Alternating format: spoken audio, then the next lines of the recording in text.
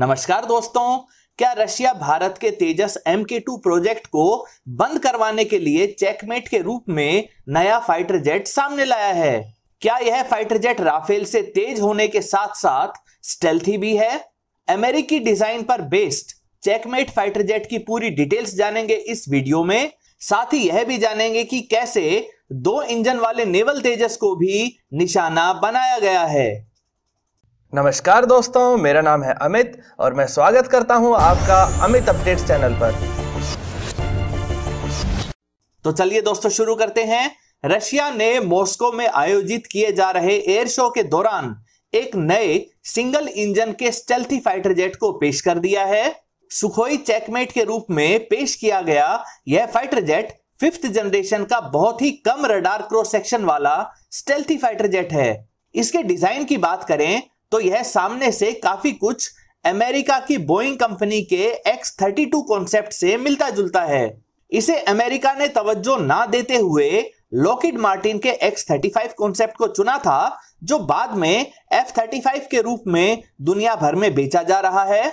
इसमें air intake को fighter jet की मेन बॉडी के नीचे की तरफ लगाया गया है। अगर बैक साइड की बात करें तो यहां भी अमेरिका के ही स्टेल्थी डिजाइन YF-23 के जैसा बनाया गया है। YF-23 को अमेरिकी कंपनी नॉर्थरोप ने बनाया था। यहां भी लॉकहीड मार्टिन के F-22 रैप्टर को YF-23 के ऊपर तवज्जो दी गई थी। YF-23 तो F-22 रैप्टर से भी ज्यादा स्टेल्थी था, ज्यादा तेज उड़ सकता था। यानी हम एक तरीके से कह सकते हैं कि रशियन चेकमेट फाइटर जेट को स्टेल्थी बनाने में अमेरिकन फाइटर जेट्स के डिजाइन का भी योगदान है।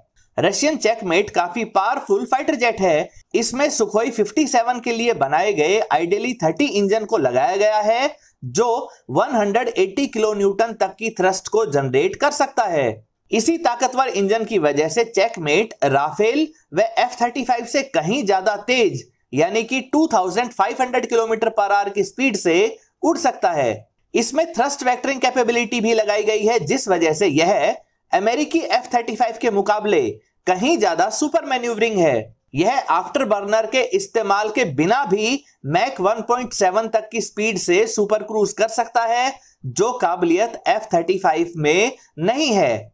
चेकमेट फाइटर जेट को एक मीडियम वेट के फाइटर जेट के रूप में तैयार किया गया है। एक इंजन वाले चेकमेट फाइटर जेट का maximum take off weight 18,000 kilogram है और यह 54,000 फीट तक की ऊंचाई पर जा सकता है। पेलोड कैपेसिटी की बात करें तो यह एक बार में 8,000 किलोग्राम की मिसाइल्स को ले जा सकता है। स्टेल्थी मिशंस के लिए यह नया रशियन फाइटर जेट 4 मिसाइल्स को इंटरनल बे में भी ले जा सकता है। इस नए फाइटर जेट में रशियन R-73 व R-77 air to air missiles के अलावा एंटी शिप मिसाइल्स को भी लगाया जा सकता है। यानी checkmate stealthy missions, air superiority व ग्राउंड सपोर्ट रोल्स को भी बखूबी निभा सकता है। सुखोई 57 के लिए तैयार की गई टेक्नोलॉजी से ही तैयार किए गए इस चेकमेट फाइटर जेट को रशिया F-35 के कॉम्पिटिटर के रूप में बेचना चाहता है। लेकिन बड़ा सवाल उठता है कि कोई भी देश F-35 को छोड़कर इस नए चेकमेट फाइटर जेट को क्यों खरीदेगा? तो जवाब है इसकी कीमत।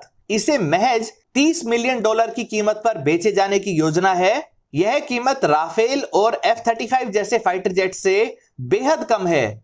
रशिया का प्लान है कि इसे सबसे पहले उन देशों को ऑफर किया जाए जो पहले से रशियन फाइटर जेट्स को ऑपरेट कर रहे हैं, और इसी लिस्ट में सबसे पहला नाम भारत का है। भारत अब तक रशिया से MiG-21, MiG-23, MiG-25, MiG-27, MiG-29 और सुखोई 30 MKI के रूप में बहुत बड़ी संख्या में फाइटर जेट्स ले चुका है। दोस्तों, यह चेकमेट फाइटर जेट भारत के तेजस MK2 प्रोजेक्ट को बंद करवा सकता है। कैसे?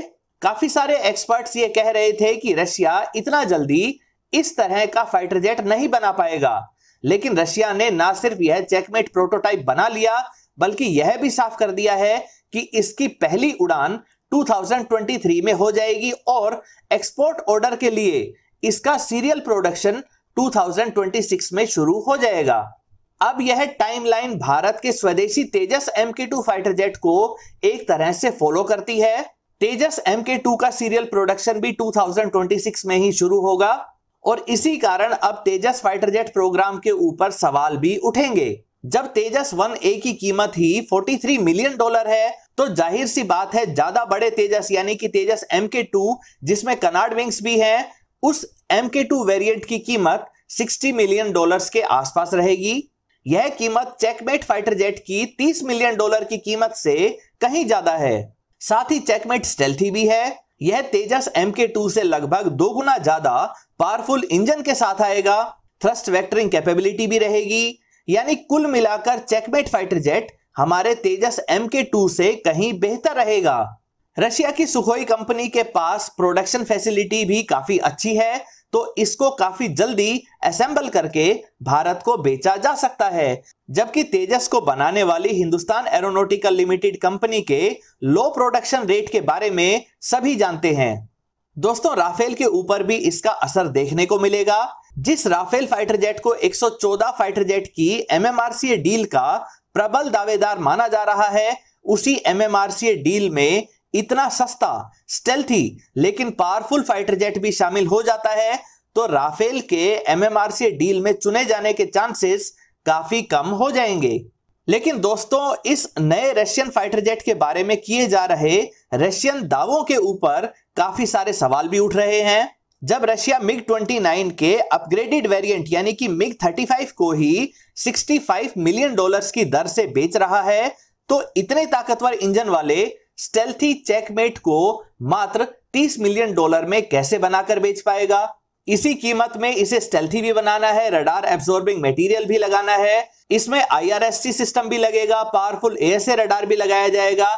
यानी इसके बाद इसकी कीमत किसी भी हाल में $30 मिलियन नहीं रह पाएगी। अब सवाल ये उठता है कि क्या रशिया सस्ती कीमत का लालच देकर अपने सबसे बड़े क्लाइंट जो सैकड़ों की संख्या में फाइटर जेट्स को खरीदता है यानी भारत को अमेरिकी कैंप में जाने से रोकने की कोशिश कर रहा है? रशिया ये कभी नहीं चाहेगा कि भारत उससे फाइटर जेट खरीदना छोड़कर खुद का तेजस MK2 फाइटर जेट बनाए। कहीं ऐसा तो नहीं कि कम कीमत के चक्कर में भारत तेजस फाइटर जेट प्रोग्राम को तवज्जो देना बंद कर दे और बाद में रशिया इसी चेकमेट फाइटर जेट की कीमत $60 से $70 मिलियन प्रति एयरक्राफ्ट तक बढ़ा दे।